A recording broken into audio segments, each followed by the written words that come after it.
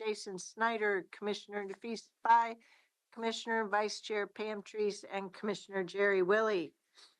First, check in on our formal agenda for today. I just downloaded the packet again, just in case, and I don't see any updates.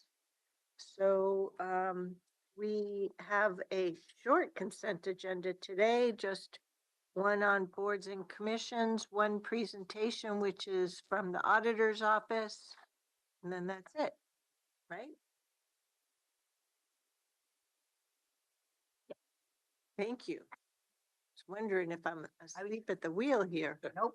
Nobody said anything. Okay, terrific. So we'll move on then to our work session topic. We have a bunch of big items for today, and the first one is to go over our rules and procedures as a new board and talk about ideas for updates. So I'll turn it over to Courtney Duke-Dreesen, our interim county counsel, and Kevin Moss, our clerk to the board. Yes, thank you, Chair Harrington. So as you have introduced the topic, as you are entering a new year and sitting in a new composition, it is a good time and a good practice to look at your rules of procedure, make sure, do housekeeping type edits that Clerk Moss and I have talked about from time to time over the year, and also discuss any items of new or significance that you would like to add or make amendments to. So really at this point, unless you want to hear about our housekeeping items first, we would like to turn it over to you for a discussion, Chair. Well, why don't we just touch on the different sections? So section 1 is pretty self-explanatory. As noted at our first meeting, we had the appointment of the vice chair. Then there's the information on presiding officer that encompasses really all the authority, not all the authorities, but most of the responsibilities that I have as chair. And when I'm not here, what happens?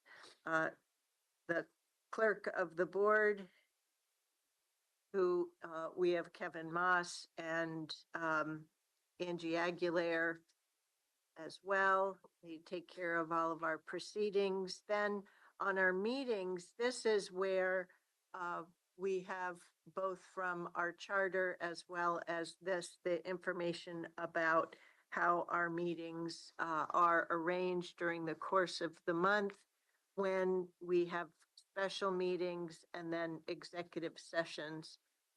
We did in 2020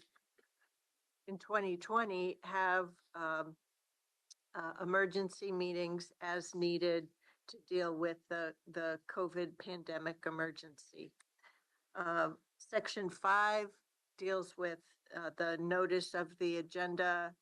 That is where things, we get announcements and when we need new items on the agenda, things like that. I'm assuming everybody's going to jump in if you have any questions or anything to add. Section 6 is pretty self-explanatory. Section 7 about letting us know in advance if you're not going to be here. Then Section 8, motions and so forth. Section 9, communications from the public. What circumstances and generally for how long. Section 11 on our boards and commissions.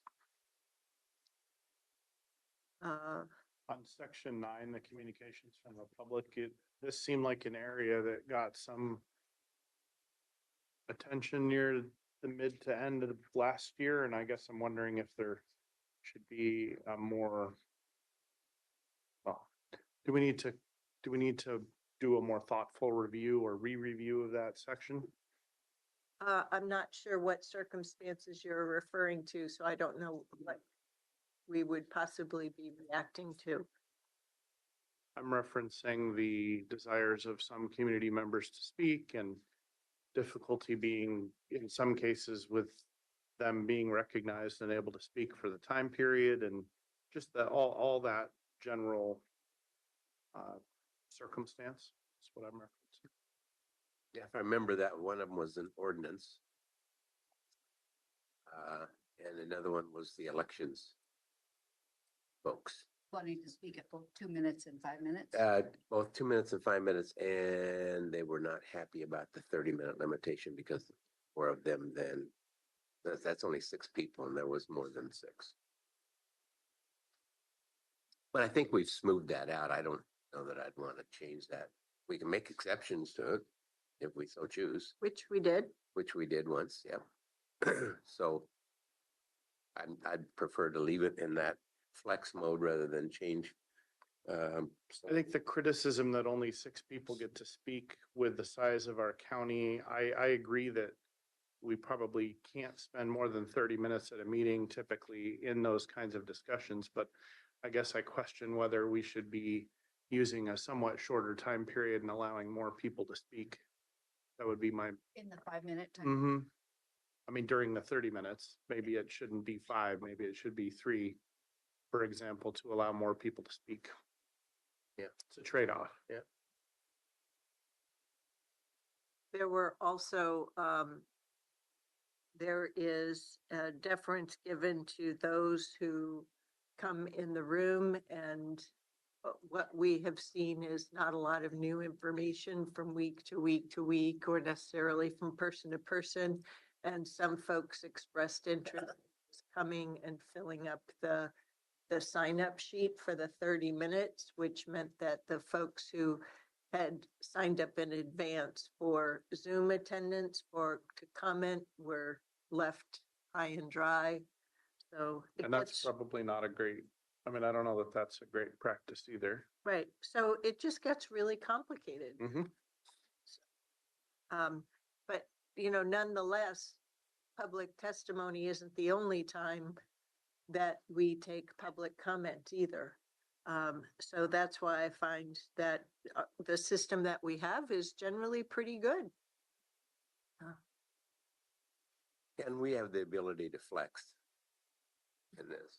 I think when we did that one time, there was a motion and a second to do that, and we did. I think that's all it takes, isn't it, Courtney? Yep. Correct. I think the biggest clarification that we could consider to make in this section is, I remember there was an incident for somebody who signed up for the 2-minute section, and then they also signed up for the 5-minute section, and they were told that they couldn't speak both times. And I think in our procedure here, reading it word by word, it's not explicit that if you signed up for the 2-minute, you cannot do that for the 5 minutes. Do we need that much confusion, by the way? Do we need 2 different sections? I mean, I know there's been sort of maybe some sort of a purpose to that, but I guess I'm a simplifier, generally speaking. Like, why not put all the time together and give everybody 3 minutes and no preference to in-person versus online? I mean, that would be pretty simple. Is there an actual procedural reason why the commission has to have 2 different public? So it's not so much for the commission as it is for the convenience of our community. By having it at the beginning of the meeting, it's more time certain than if you have it at the end. And if people show up for a public hearing, by having things limited up in the front of the meeting, they can generally ballpark when an ordinance that might be having a public hearing will be coming in versus having to take more time out of their day. And none of these limits apply to the public hearing separately, right? I mean, the public hearing has its own.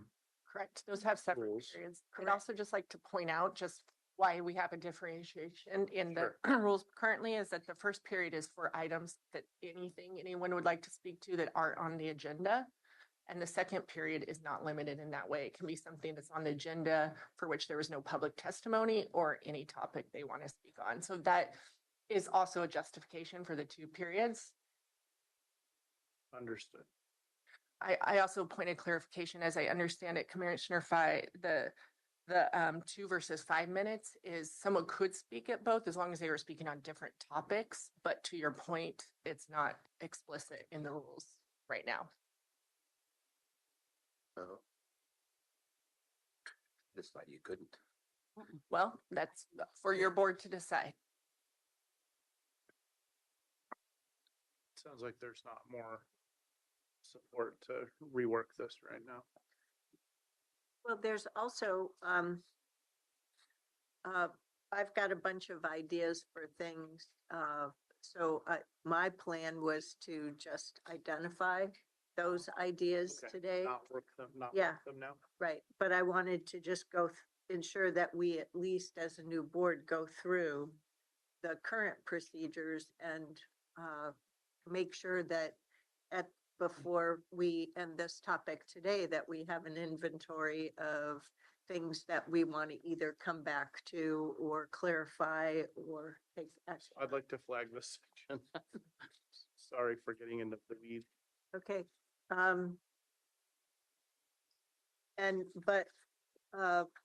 let me try and understand what outcome are you working towards?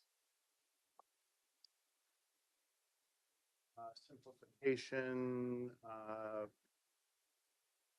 better equity for the public, allowing more community input in the same amount of time.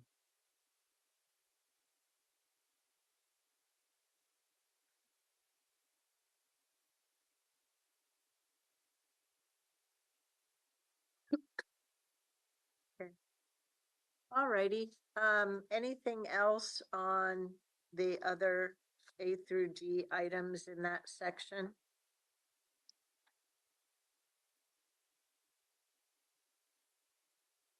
Okay, back to section 11. So we've done all our appointments that are set by ORS as well as ORA. And we'll be coming back at the March roundtable to discuss any other ones and why and what fors. But it's pretty clear to me that we're all pretty active in everything that's there, so there better be a good reason to stretch us thinner. Board vacancies, unlike with our state legislature, we haven't had to deal with that in a while. Reacting to Wednesday? So section 13 helps us be clear about serving as on the board for Clean Water Services or as the Board of Directors of Clean Water Services. And then we also have the Housing Authority of Washington County. Let's see. So I'm gonna need somebody to explain section 12 to me. Section 12, board vacancies. Yeah. Okay, I read so- the first couple of sentences and I thought, oh, okay, that makes sense. And then I read the rest of it and that now does not make sense. So unless vacancy occurs more than 30 days before the last day of the nonpartisan candidates to file for election at the first primary election of the original term, in which case the appointee shall serve as until successor. So when is that? It's basically saying you have to put it on the ballot. You can't just fill it if there's time to have an election. It's sort of the general principle there, I think. Yes, you are correct, Commissioner Snyder, Commissioner Willie. It's because the commissioners is a 4-year term, because if you fill it at the start of the term, that position cannot fill the entire 4 years. It'd only be half to do it. If you fill it after that 2-year mark, they fill the remainder of the term and it goes back to the regular election cycle. Okay. So the max appointment is 2 years. Mm-hmm. Okay. Thank you. As long as it makes sense to somebody. It could probably. You're be not going written- anywhere. You're staying right in District 4 until the end of. I got under 2 years, you know? It could probably be written more clearly, Commissioner Willie, I would say, like, Well, it does reference the charter section too. Hmm. So you would have to look there. All righty, I think we can move on to section 16 now. The one thing that, I haven't looked back at the charter, but it sure would be nice if we didn't have to ask for a motion to read it by title only. That is in the charter. Okay, well, there you go. Someday if there.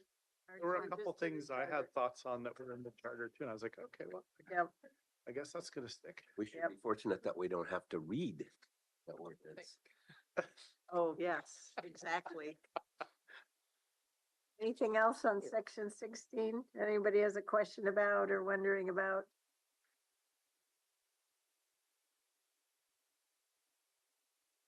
Okey. Section 18, we're much looser, I think, than this section actually gets at.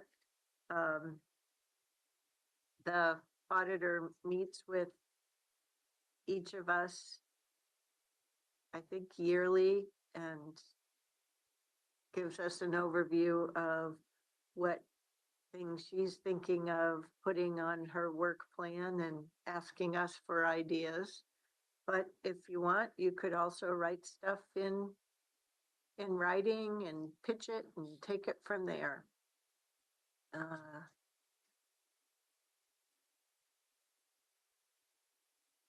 Any other thoughts on that section? Okay, publication of the rules.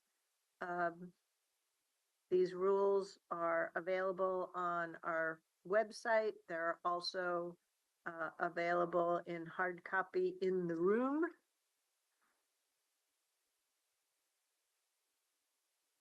Section 20, in addition to following the language requirements, we also have assistance for hearing devices.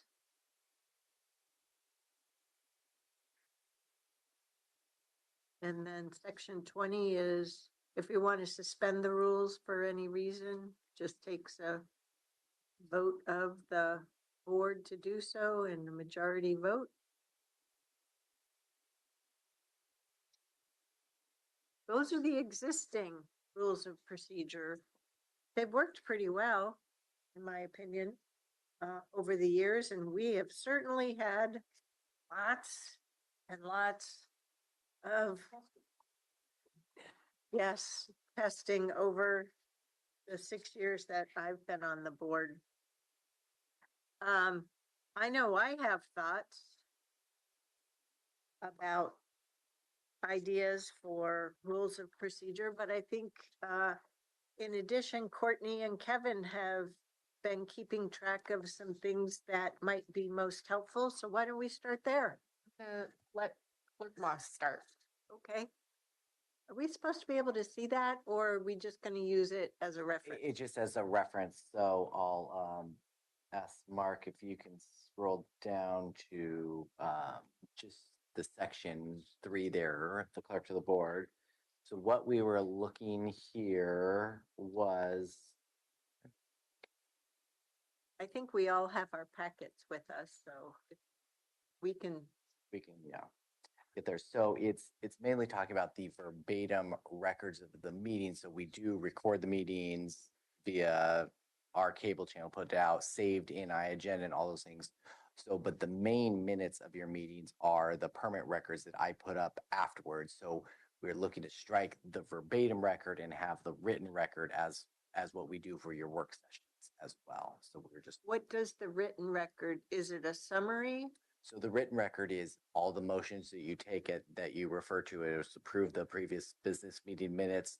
That is the complete record of what transpires at your meeting. So with the I think video of that's it, what is referred to as a written summary. because it's a summary of all the actions taken. Right. And it's essentially a notation. Mhm.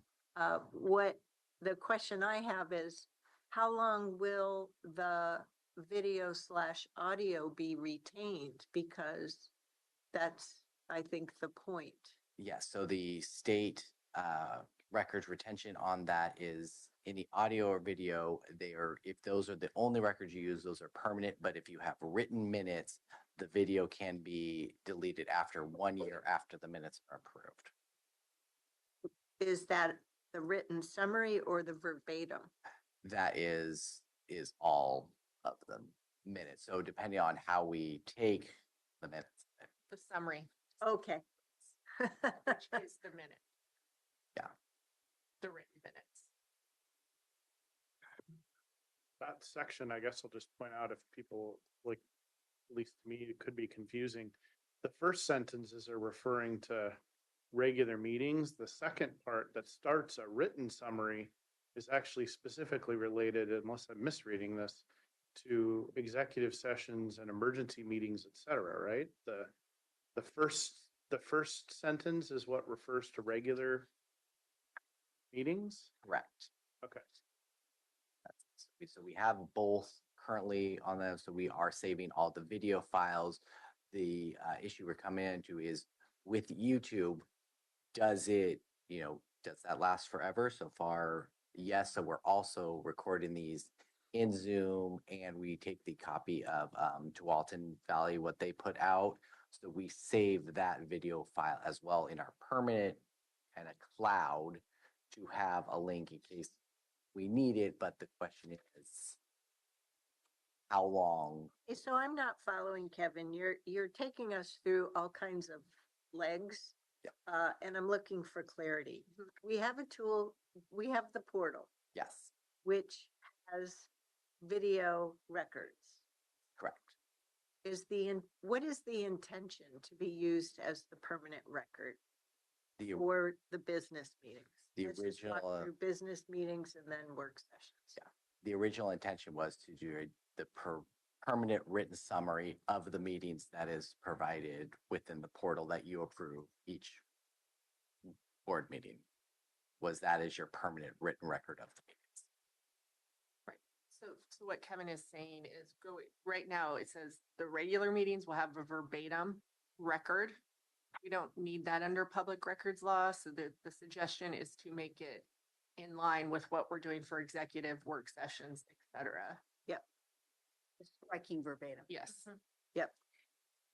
And I remember this came up both Ellen Mhm. in 2021, the review and edits we provided to this rules of procedure. And then it also came up when Tom Carr's edits were happening. And I don't remember, but they were recommending to keep the word verbatim in there. So I remember you brought this point, Kevin. So could we reconcile those two recommendations from the attorneys versus?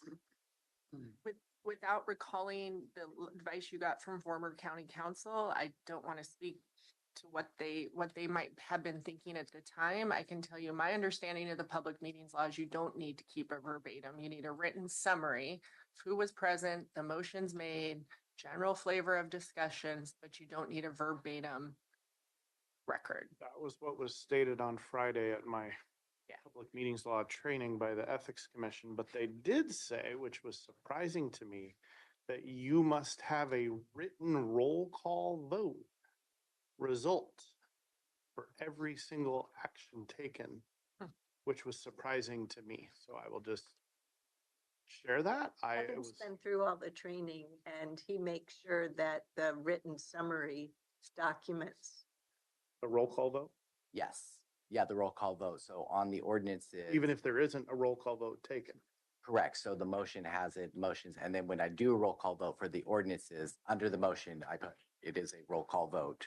And so we're not changing anything about the videos or anything. We're just saying we don't have to permanently keep those. They are there for a public, and we will continue to do so for our transparency.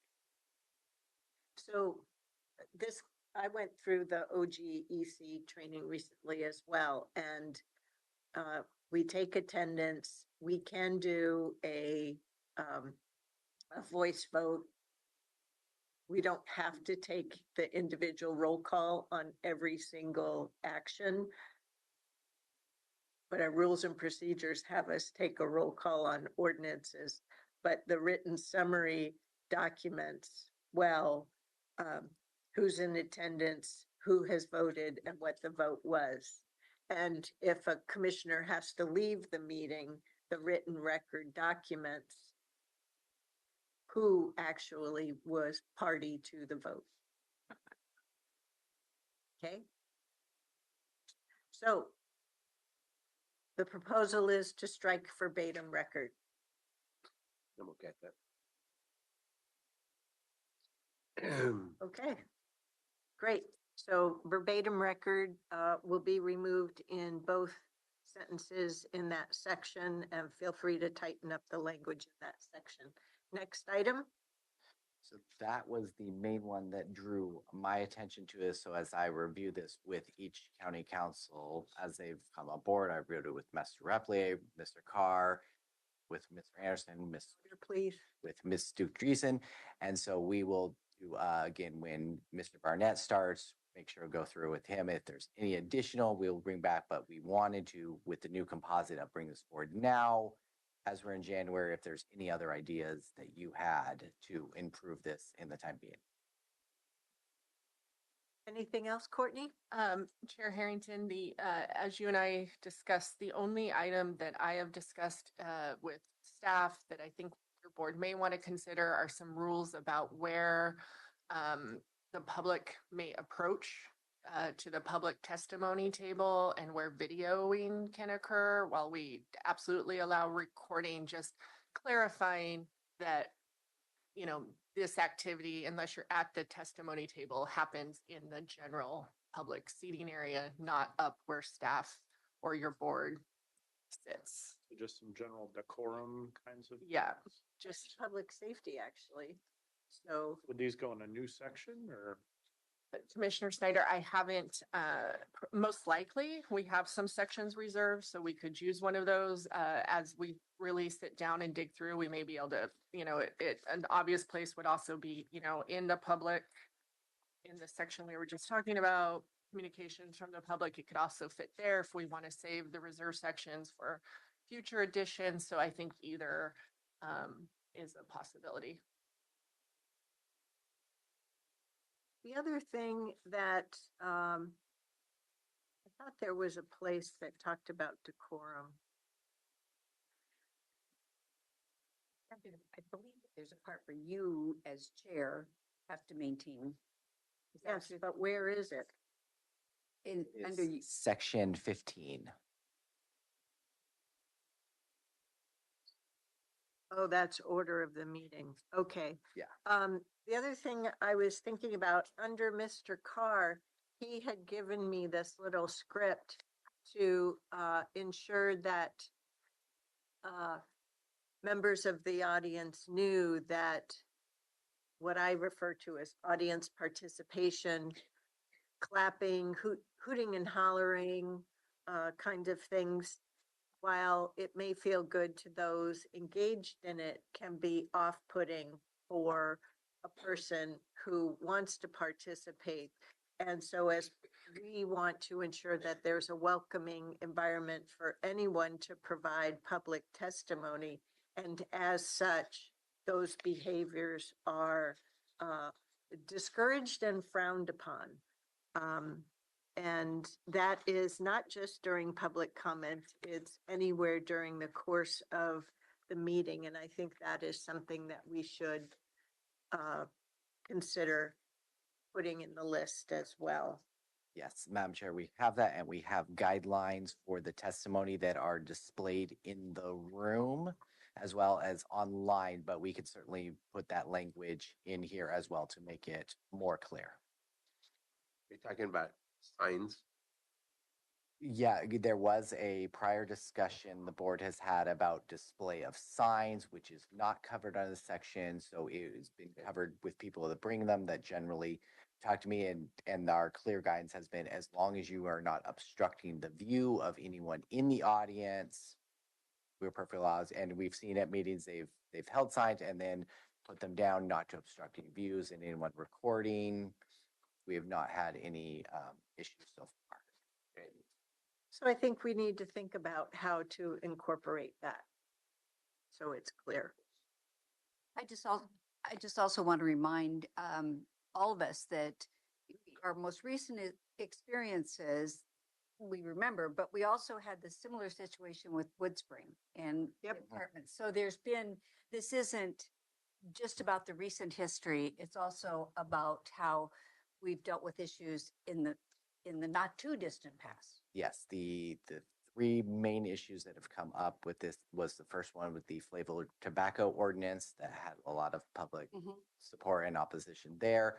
Then there was the Woodspring and more recent election. So it really ebbs and flows onto what are the hot topics facing the community and how much input they have.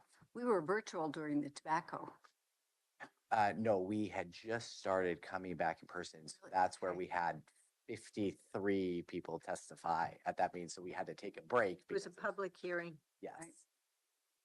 Right. Yep. And so on my list of other, or ideas, because I'm not sure who, if I don't keep a list, I need to make sure there is a list. So, on the public testimony section, with the 2 minutes and the 30 minutes, we need to make sure we clarify no dual testimony. That's what we wanted to Oh, on the same content. make clear. Okay, So I guess, Chair, you do have, we have the flexibility that if 10 people sign up for the 5-minute block, we can say, and they're all on the same topic, we can say, they don't have to. Some people don't indicate a topic, yeah, that's true. So, but but I then do how do we have the differentiate? discretion to end time. Yeah, so I guess what I thought I was hearing was that you could say, we have 10 people for 30 minutes. So everybody gets to say something, but it's 3 minutes. Is that Well, kosher? Is that okay? in recent time, when we've tried to flex that, there were disgruntled people, oh, I've prepared for 5 minutes. So, people get testy no matter how you do it. So then you're gonna say, People who okay, don't the get to first, speak yeah, get testy. And the fact of the matter is, we have really long Tuesdays, right? Our work sessions are jam-packed full of topics. So that's why I've had to make the decisions. so do you pick the first 6 to sign up, I guess, is what I'm asking. So currently it's a first come, first serve. We did alter some modifications that if people sign up online, that I would put them in order of the list there, and then the additional sign up in the room. And then if there's additional time, I make the general call. Generally, I mean, barring any big public interest comments, we have not had any issues with any time limits or people appearing. It's just when there's more information that the public wants to convey. Okay.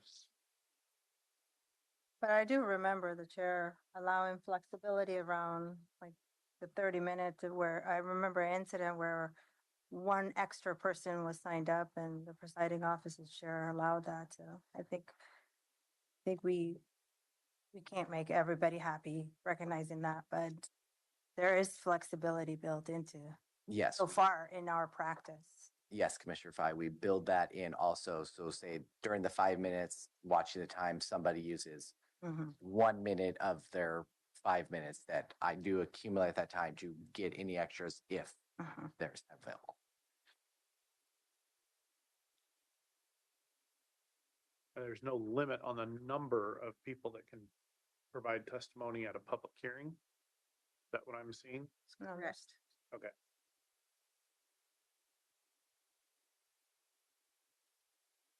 I don't know by state law if you can limit it either, so. Create lots of. probably procedural problems. Okay, Do we need to clarify that those providing testimony cannot give their time to somebody else? Yeah, we have put that in the guidelines that you cannot allocate time to anyone else. We can certainly add it, and I can certainly send what we have currently as the guidelines to the board, including the packet, so you can see information if there's things you want to change or alter or modify. yeah, I don't think we need to clarify that in our rules of procedure because its comments are limited to 2 minutes per person, period.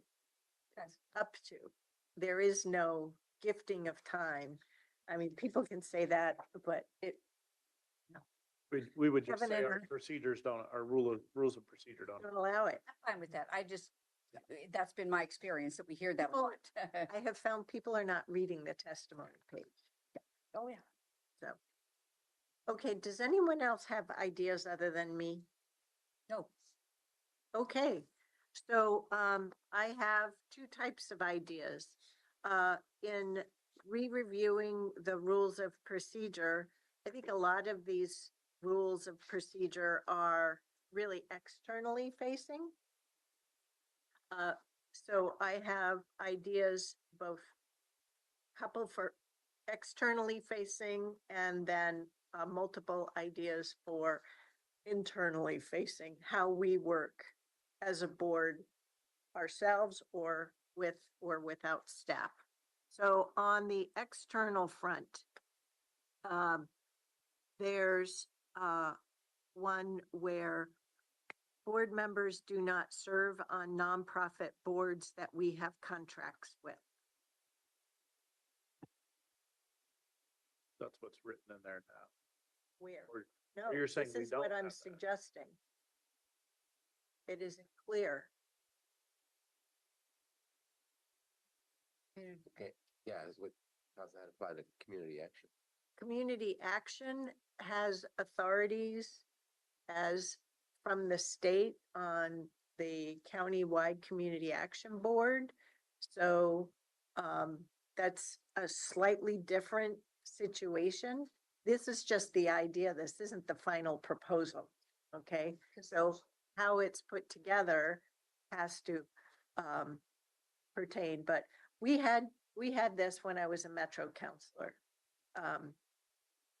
You know, it just made a lot of sense for clarity. And making sure that for rules of transparency, that board members weren't essentially gifted a board position on a nonprofit in exchange for their votes or their continuing to vote a certain way. Go ahead, Jason. You had some thoughts there. You're saying specifically will you read it one more time? Exactly what you're saying or proposing? It's an idea. Yeah, It's the not con- the right, exact the language. concept. Okay. But the outcome is that board members do not serve on nonprofit boards that the agency has contracts with. Okay.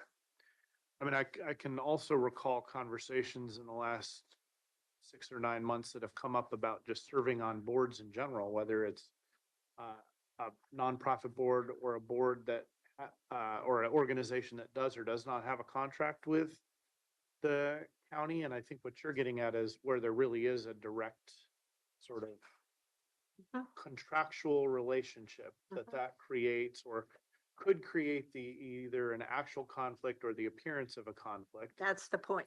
Yeah, so that, I mean, I understand that conceptually. I do think we'd have to figure out community action, and if there are other organizations that are kind of like that, I'm not sure that may be the only one that's in state statute, but there may be other ones where the county has sort of a direct interest or even responsibility that may need to be worked through. I don't know, but that would be one comment.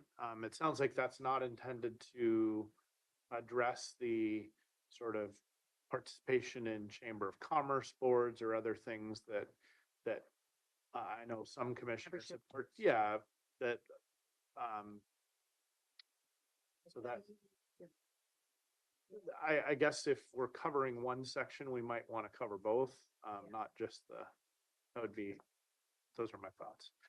Actually, one other thought is, we'd have to figure out what to do if, because I've seen this happen before, where you're participating in an activity and now that organization seeks a relationship with so what happens when that occurs? And maybe it would just be that you'd have to stop your participation, but that also, like, I would just recognize it's not a static yes or no, like sometimes things change.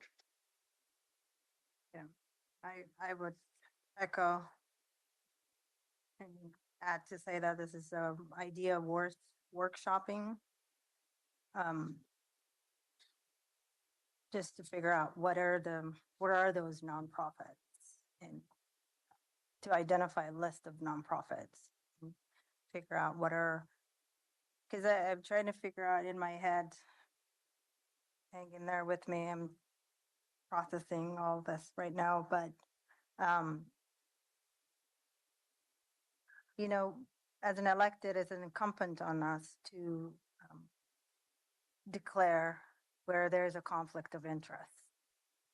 Or a perceived conflict, potential for a perceived conflict of interest. There's a potential conflict of interest, and then there's an actual conflict of interest. Yep. So I think it's incumbent of us to declare those when there's rules. And I remember when I joined the board, obviously I was working for a Public Health Institute, which had a contract. And the guidance I got from Alan then was to declare when there is a contract being, when there is a money issue being discussed about that. So if there's a contract increase or conversations, to declare those. So I think it is incumbent on us to declare those potential and actual conflict of interest. But it is worth an idea workshopping to see what that looks like. But I'm also don't want, to limit the board members, what they can do, because I think there's a lot of impact that members could have in joining nonprofits. So I would say that. Well, and that's the point, to make it clear that there is no tit for tat. I think the inherent, I mean, it's one thing if you're working or whatever, but if you're on the board and you're on the commission, you actually have a fiduciary obligation to two different organizations that may have conflicting interests, and that cannot be, I don't think that's resolvable. I see the chair, this is where you're headed, but okay, I'll be quiet. Well, and we do have certain organizations that we currently have membership positions for, and we've identified those for revisiting later this year. ETV is one of them, GPI is another one. I guess what, first thing that I thought of was that we agreed to pay to give Salmonberry Trail Foundation $40,000 a year. That was like 4 years ago. That is now expired. And we're no longer doing that, but would that have, under this, would that have precluded me sitting on the board of the Salmonberry Trail Foundation? Well, that we don't have that rule in place currently. I know, but if we did going forward, I don't know. It depends on how we write it. Okay. The point is that there are some organizations that do have contracts with the board, and we have to be clean with one another. Where else you're spending your time? If it isn't on that list that we've got, there's a serious question there. well, and I'll take a different step. I said as an individual on the finance committee of community action. Yeah, So- that's not on you're not on the Okay, board. so I just want to Nonprofit boards. Okay. Okay.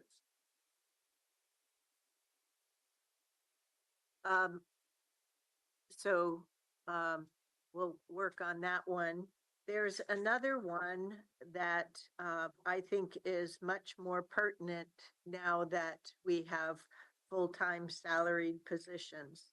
And it's around the topic of exclusivity, that you devote all of your business efforts, time, attention, knowledge, and skills to the work of of Washington County government, Clean Water Services, Housing Authority of Washington County as the Board of Commissioners, Board of Directors on a full-time basis. What's that mean? 40 hours a week? Is that your? No, full-time? means no part-time jobs, no Oh. consultancy jobs.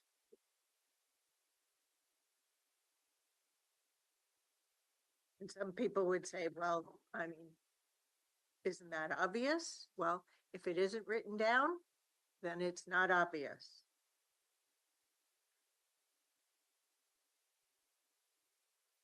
So,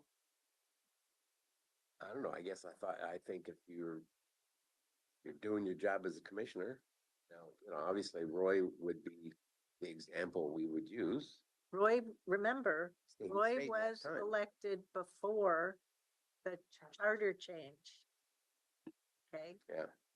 And he stayed half-time even after the charter change. So yeah, he only took half salary and all that kind of stuff. I don't know that I agree with that, but at the same time, I'm gonna look to the commissioner and say, you I do know your job. people, I know people who are elected to other positions, who are paid, who aren't necessarily clear with their agencies that they're working as consultants.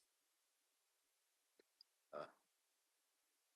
So that's why I thought, okay, it's time to bring this forward. And I think it's something that the Salary Commission would appreciate seeing. I was just going to ask if that can be a recommendation from the Salary Commission as well to support this. And the other, I remember when we went, So the Salary Commission, our next step is if there's at least one commissioner that's interested in the idea, then it's on the list and we'll work on the wording. But the work of the Salary Commission is as determined by the Salary Commission. We do need their recommendations before the next budget. But I don't know how long it's going to take us to get this done relative to everything else we've got on our plate. Anybody else interested in seeing? I am. Okay. Okay, so the rest of my ideas are really around internal. Things like, and I've also took a look at the latest Metro Council.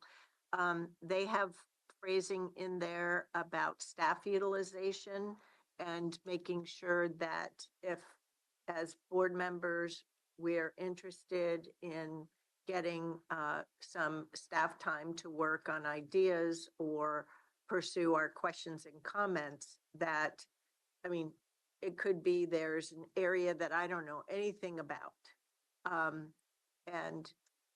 But there's really a balance in terms of how much time. So the CAO, everything, I've tried to be very good about always going through the CAO. But if there's some idea that I learned, for this is hypothetical, I learned from some other county and I want us to look into doing, that could be a whole new area. Well, it's got to take, the commission has to weigh in on that before I use any staff time on an idea like that. So, is anybody interested in seeing what that idea might look like? It's not a final decision. No, this is just working it to another. my interest would be in making sure that we are effectively using our staff. Yep, So that's that's the point.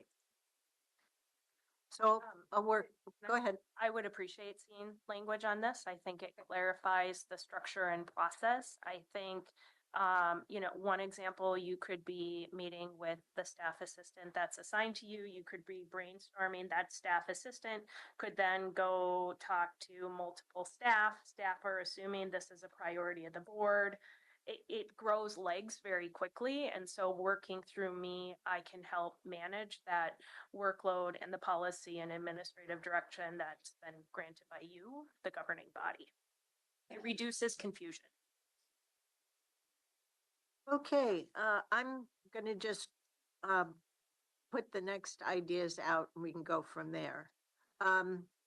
It should be very clear, but it hasn't always been followed, that, you should be using your county email, a county phone for work, and that any private resources, example, private email, private phone, private Facebook, is subject to the Oregon Public Records and Disclosure Laws. And to put a finer point on it, email access there's discovery and making sure that there are proper controls over confidential information. Once again, makes sense to me given my training on Oregon public records and meeting laws, but it may be good to write it down. State it. I'm fine with that.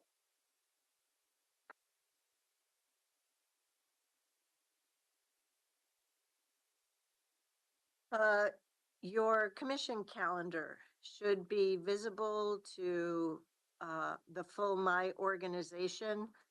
It is a public record. Anyone should have access to it. So if you don't know how to do it, I'm happy to teach you. It's very easy. I think that needs to be made clear too. That's what I had made it. Yours is set. Another thing is, don't eat your meals in meetings unless agreed upon.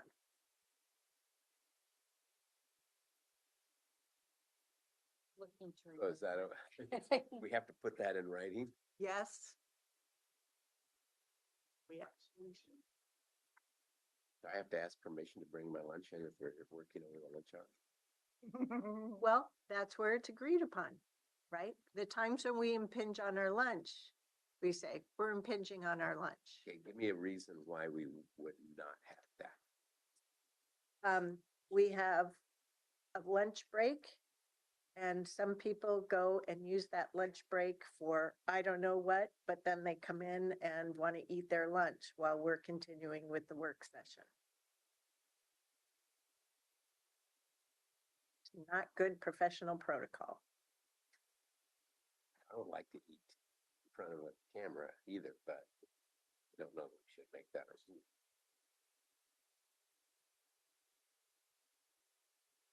Well, that's where there's also our internal procedures in terms of how we do our work, right? Remember, I mentioned earlier, rules of procedure are very externally facing, Yeah, I guess it, but this goes to standard professionalism. let's say that I want to go have my lemon cake at 10 o'clock. Can I not eat it at the table? You usually Nice. do it during the break. I know, but I mean, it's not like we all don't share goodies. We have cookies or we have, Or Whatever. eating one's meal, right? right? So, Our meetings don't start until 9 for a reason. Got, you're, yeah, I think we're being too myopic about that. I mean, if it's a problem, then let's address the immediate problem. But the fact of the matter is, again, if I want to have a piece of my lemon cake at 11 o'clock and it's on camera and we're in a meeting, I want to be able to do that. I don't want to have to ask permission. And I think the same thing goes for cookies or for whatever else that we got going around here during the day. As you've pointed out, we have long Tuesdays sometimes, and we need that boost. I think it has gotten out of hand for some people, which is why I'm bringing it up. Other means have not worked. So, I am in the same same, with Commissioner Willie. I think it's silly to discuss food options and food eating habits here. We're all professionals. And I think we could I don't think it's the best use of taxpayers to discuss food and habits. I wish Like, I this is didn't not have a, to. for example, for me, this is like a snack. Obviously, I wake up at 5:35 and in my household, so we have breakfast and everything, and I like to snack, like you said, long Tuesdays. So I think it's for me to be like, oh, can I take a bite of this Nutella and bread? It's kind of a silly.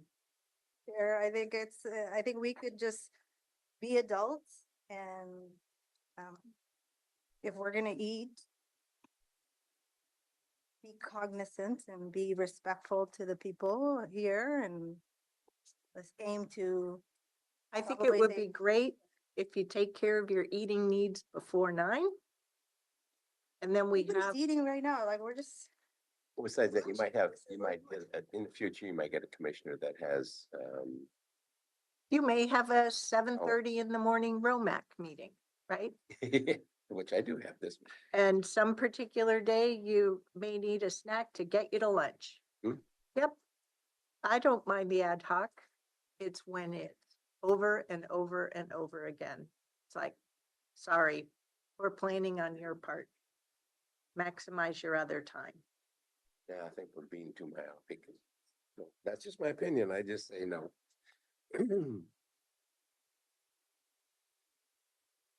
Good, you don't have to sit next to it every week. I'm sitting next to Pam, that's enough. Sorry, Pam. Okay, those were all of my ideas. Oh, here's another one. And this is something that was learned by my prior governmental agency from another governmental agency before I joined the Metro Council.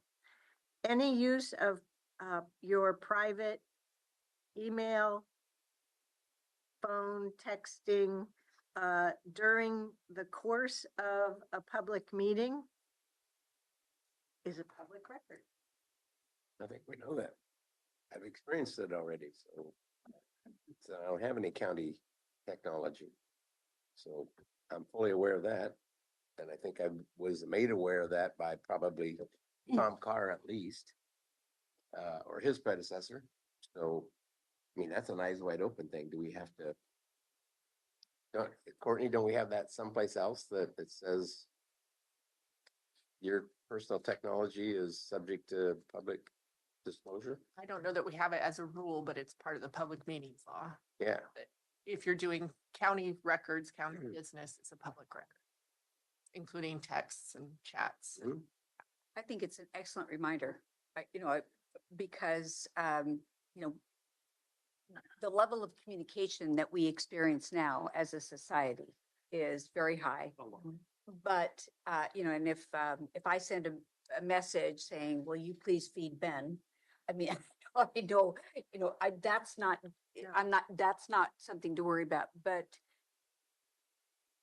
we have had commissioners who have a long conversation on text. And I wonder sometimes, oh, that could get somebody in trouble. Or zone out on a topic and read the news and other things and come back later and ask questions on the very topic we've already gone over.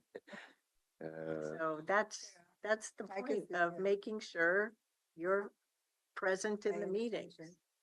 So that's the point of raising it. That's all. I apparently missed some things last few. weeks. Lucky you. So- Yes, you have. Yes, I have. Okay. Okay, well, being mindful of the time, those are all the ideas I had. So one we definitely won't move forward with, and that is just fine. So we'll work on wording of these other ones and get it scheduled into a work session in future months and go from there. But I think we have all of the vital ones, to move on, already, so, cool. Can I ask a quick unrelated question?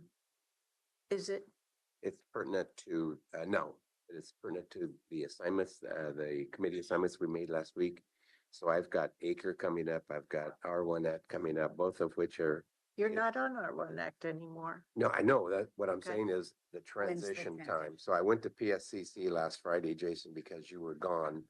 And I let them know that you would be the next one, so okay, that's fine, but R1 Act, I think. Can has we a do special this rule. later in the meeting so we can, to the business meeting? All right, I'm just saying, I gotta figure that out. Okay, so we're gonna pause the work session here and in 10 minutes convene the business meeting. Thank you very much.